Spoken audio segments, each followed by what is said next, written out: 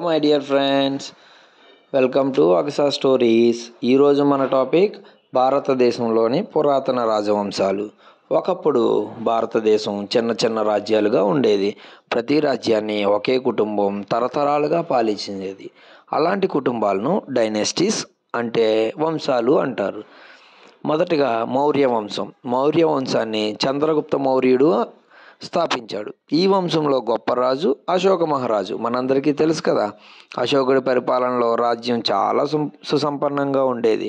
యుద్ధాలు లేవు, రోగాలు లేవు, ప్రజలందరూ చాలా ఆనందంగా జీవించేవారు. ఆయన రహదారులు, ఆసుపత్రులు, స్తూపాలు, గ్రామాలకు నీటి వంతెనలు నిర్మించాడు.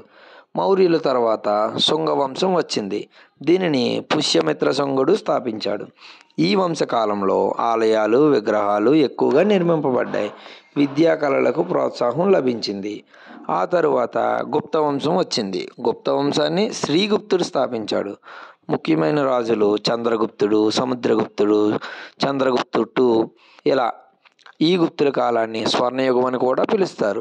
సున్నా అప్పుడే కనుబట్టబడింది. ఆయుర్వేదం, శస్త్రచికిత్స అభివృద్ధి చెందాయి. నాట్యం, సాహిత్యం, శిల్పకళ అన్నీ వికసించాయి.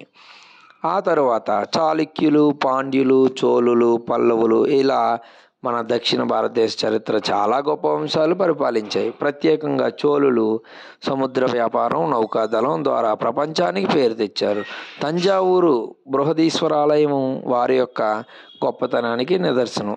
ఇలా మౌర్యులు, శుంగులు, గుప్తులు, చోళులు, చాళుక్యులు, పాండ్యులు, పల్లవులు అందరి కృషితో భారతదేశం కళాశాస్త్రం, సాహిత్యం, ఆలయ నిర్మాణాలు, శాస్త్ర విజ్ఞానం అన్నింటిలోనూ ప్రపంచానికి వెలుగునిచ్చింది.